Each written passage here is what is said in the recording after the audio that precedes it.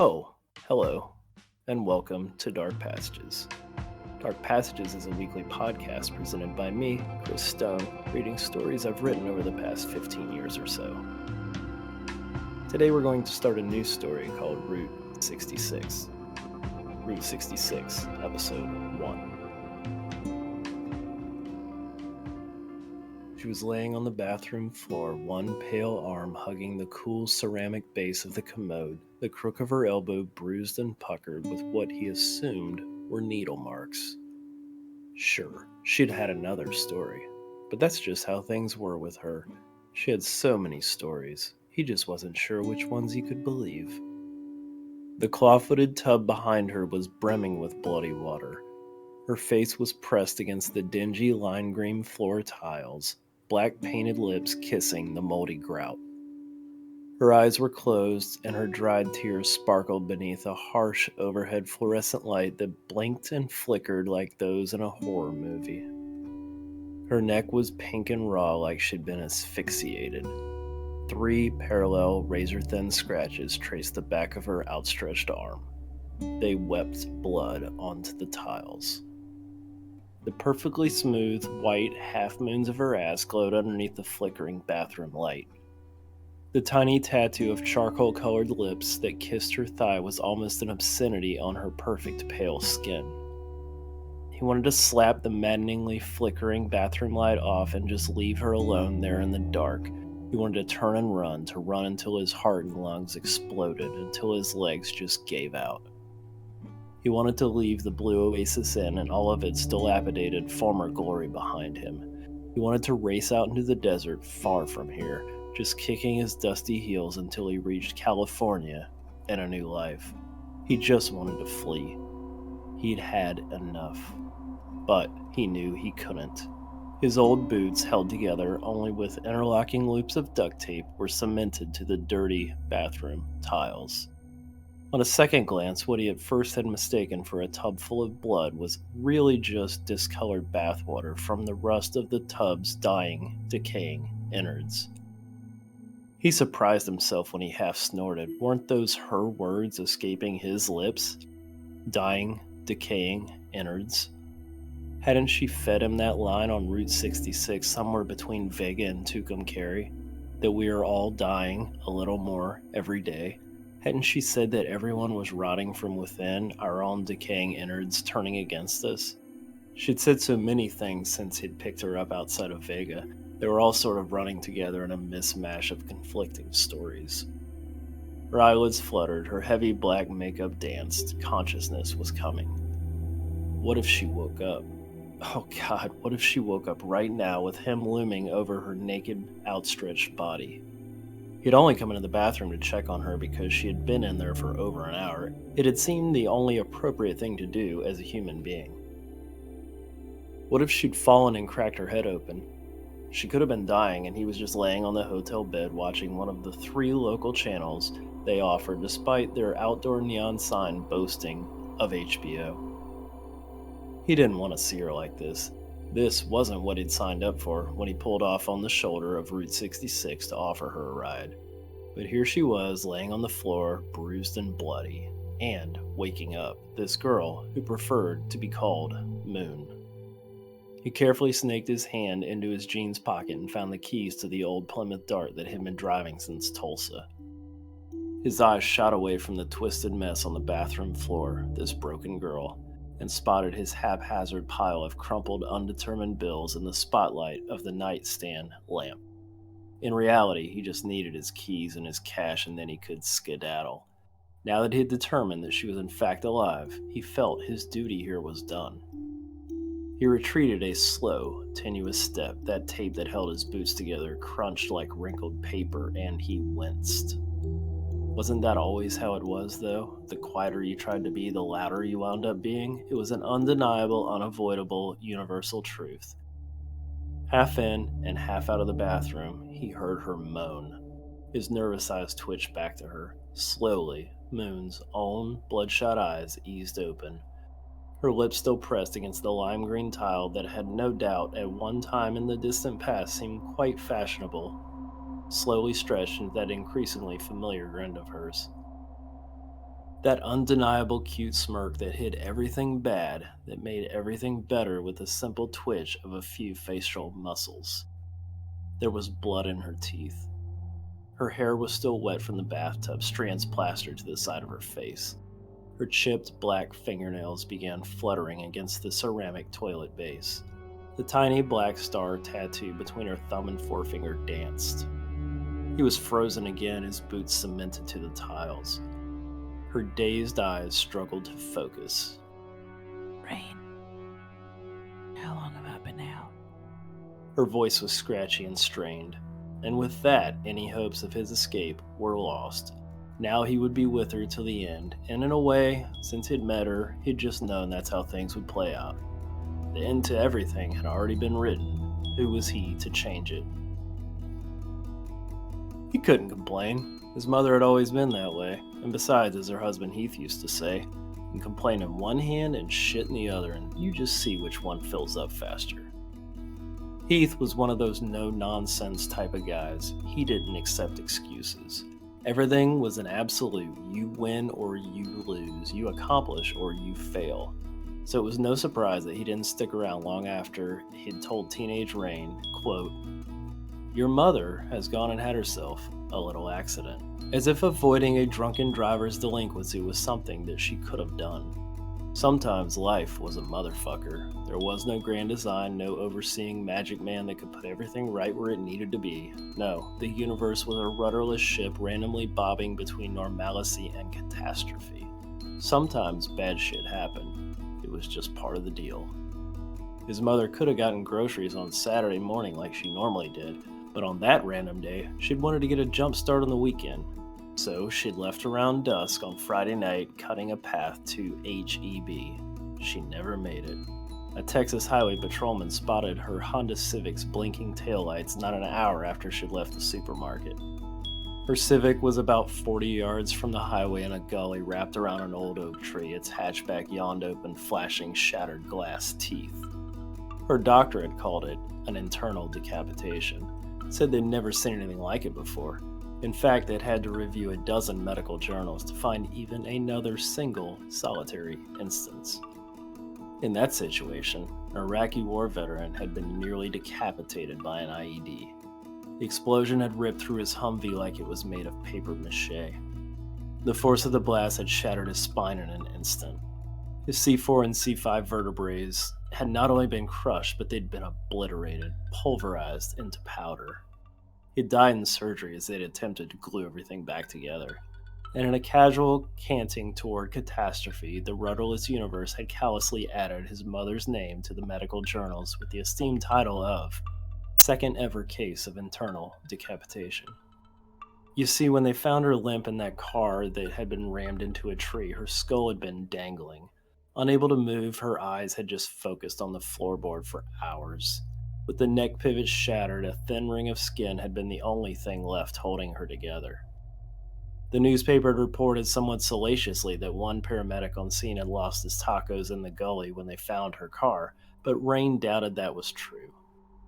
Surely, they'd all seen things far worse than his mother turned into a makeshift Pez dispenser. Improbably, she'd survived. After a short medevac chopper ride to the nearest trauma center, they'd put her back together. They 3D printed her new C4 and C5 verts, anchored them to adjacent spinal column bones with thick plastic screws, and sewed everything back together with a standard zigzag stitch. But even that wasn't enough to hold everything together. Outside, they'd attached her to a metal exoskeleton called a halo. The halo looked like a building's scaffolding, the temporary structure they erect to brace everything together while they work on the building itself. And it served the same purpose. It was screwed directly into her skull, locking her head in one straightforward position while her bones healed. If her head lolled from the halo, her whole body sagged. She'd worn it for 15 months. 15 months unable to move her head from side to side. 15 months locked frozen in one position. For those 15 months, Rain had visited her. He had alcohol swabbed the pus from the bloody wounds where the metal halo screws burst through her skin. And all the while, she'd just stare at him with those permanently crossed idiot eyes while he did it. It was almost enough to make him hate her for what had happened. Almost enough for him to wish that she would have just done everyone a favor and died that night. Rain spotted her walking along the shoulder of a little stretch of Texas desert freeway just west of a tiny town called Vega. She wore a faded black, spaghetti strapped sundress and untied ankle high black boots without socks. Her exposed shoulders were pink and sun kissed. Her dyed black hair was teased and wild from the desert breeze. She wore giant black sunglasses that hid her eyes from any passerby. And perhaps, most oddly, she dragged a black guitar case behind her, carving a fat, flat trail through the roadside scree. Hearing his 1960 Plymouth Dart approaching, she absently hooked a thumb.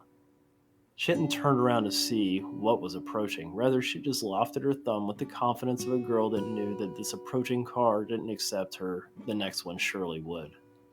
He couldn't help but stop. He pulled alongside the highway, leaned across the passenger seat, and pushed open the door.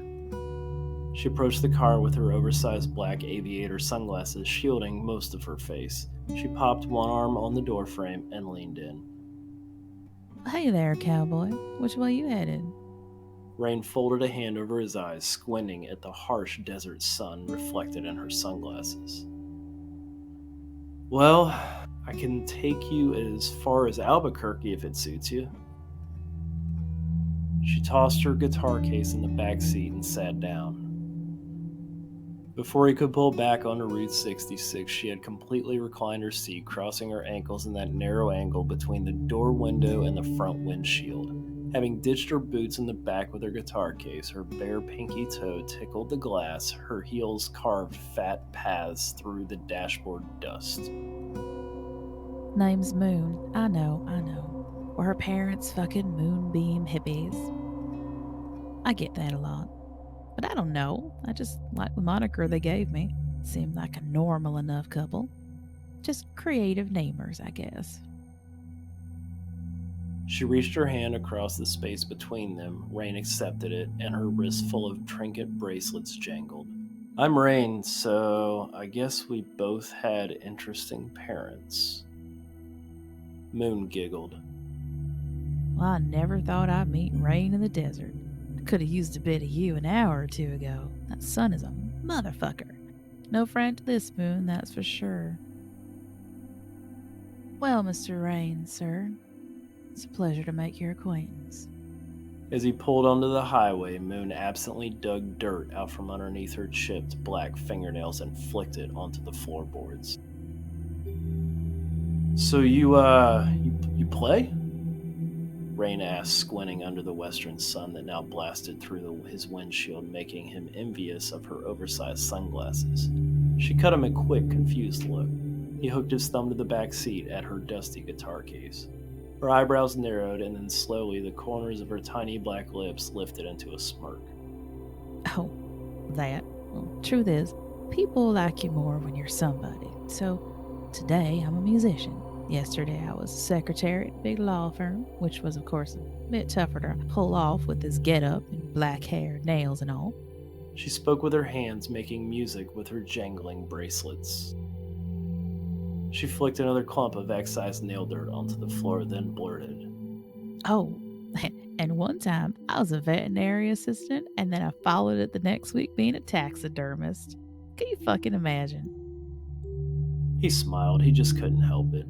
He would soon come to learn that was just how she was. No answer would ever be direct, nothing simple. This was all part of her game. It was how she liked to deal with people. This was what made her interesting. So if there isn't a guitar in the case, why lug it across the desert? A tractor trailer roared by in the opposite lane, its turbulence shaking the Plymouth's wheel under his hands, and then it was gone, and everything was quiet and still once again. Who said there isn't a guitar in that case? Moon returned her focus to her nails. Rain sighed and shook his head in a frustration that dangerously approached a Heath-styled reaction. The frustration that fueled Heath rage was hidden somewhere deep in his genetic code. He fought it whenever it tried to surface. Okay, Moon, so is there a guitar in the case? he asked, perhaps a bit more condescendingly than he'd intended. They turned toward each other for a moment, the smooth blacktop rolling on in front of them through the milky windows, the steady thump of an off-balanced tire the only sound for miles. Her lips slowly rose into that devilish grin of hers, to which he would soon become accustomed. Well, what if I told you that it had my unmentionables? Would you agree not to mention them? Or, if you don't like that, how about this? There's a pygmy pink elephant in there. A tiny little elephant running around, shitting all over the velvet liner. She laughed, and he shifted his attention back onto the road, chewing in frustration on his lower lip. You sure are an interesting fellow. Very inquisitive indeed. You know, not many people want to talk anymore. Look, I'm just trying my hand at some small talk to pass the miles, is all. He thumbed a trickle of sweat from his cheek and it splattered against the dashboard. It seemed the Plymouth's old AC had finally petered out. Oh, don't lie. You didn't pick me up for my small talk. No man ever does. He shifted uncomfortably in his seat and swallowed hard. If I was 355 pounds tugging a tuba through the desert, would you have stopped? I doubt it. Rain drove, leaving the answer unspoken. Moon threw herself back and drummed a tiny tune on her legs. I'll tell you what's in the case. She clamored at last. I'm a dancer, and those are my costumes. You know, sashes, leather boas, lingerie, and tie. He again shifted uncomfortably in his seat. Oh my God. I am embarrassing you. He cleared his throat in 3 rapid successions. No. It's okay. It's fine. It's fine. I kind of expected a guitar, is all. So sorry to disappoint you, but if you open that case, there's actually nothing but a bunch of pasties, high heels, and dildos. Of course, you ask me, that's far more interesting than a stupid old guitar. She smirked.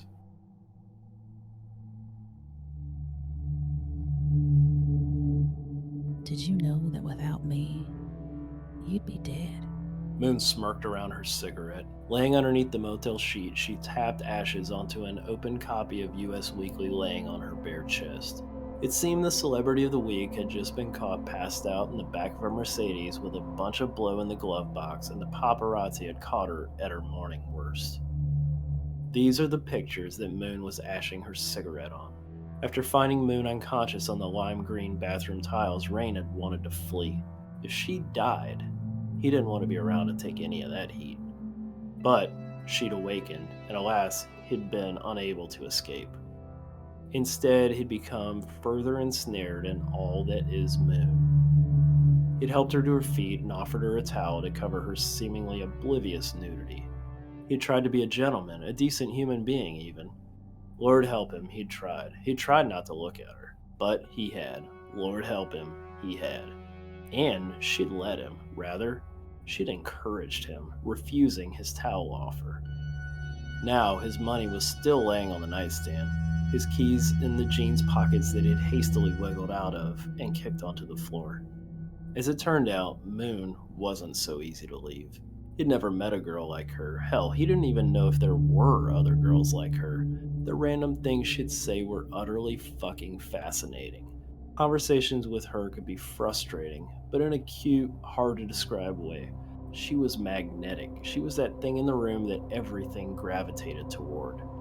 And now, instead of running to California, he was naked laying underneath the hotel sheets with her. "What are you talking about?" he asked, laying beside her, his hands folded across his chest, his hair still plastered back, sweaty from exertion. Well, She rolled her eyes and inhaled a deep drag of smoke. to be more specific, we'd all be dead without me. That's just how this big old ball of a world of ours works. He'd known Moon less than 24 hours, but he already knew that when she really wanted to go on about something, she wouldn't need much coercion. "Is that right?" Well, you see the moon, that big chunk of white rock in the night sky? You see that orbiting wasteland? It controls our oceans and currents. controls our brain, interestingly enough. She paused, smiling, then continued. You see, without the moon, there'd be no tide, there'd be no ocean currents, there'd be no seasons, no weather pattern. The oceans would dry up without the currents, without the moon.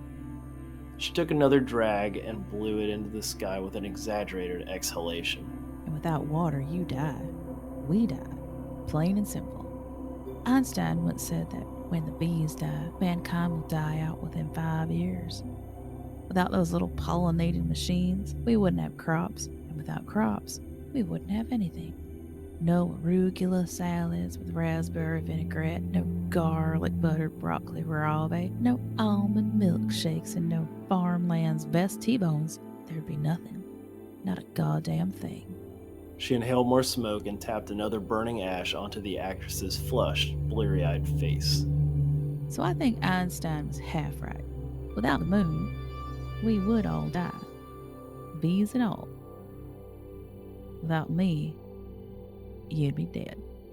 She smiled and stared at the ceiling. Don't you think that's a bit of a stretch? My mama didn't. That's why she told me that story.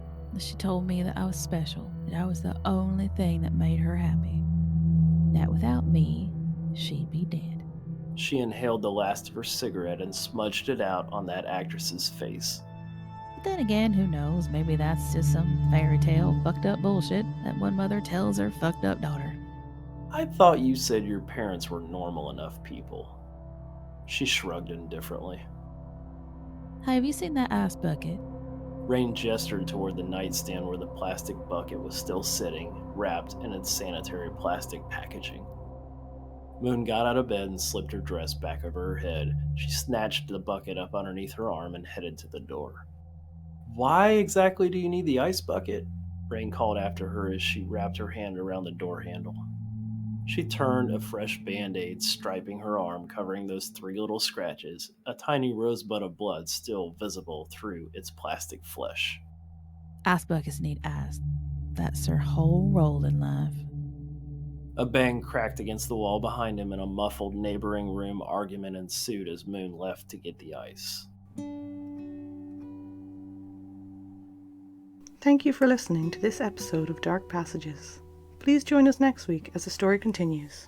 As always, if you enjoyed the episode, please subscribe, share, and rate and review us on iTunes or wherever else you get your podcasts. Please follow us on dark.passages.podcast on Instagram for additional information and episode release schedules. Original stories are all written by Chris Stone and are available on Amazon as ebooks. I'm Savannah, thank you for listening, and we will see you next week.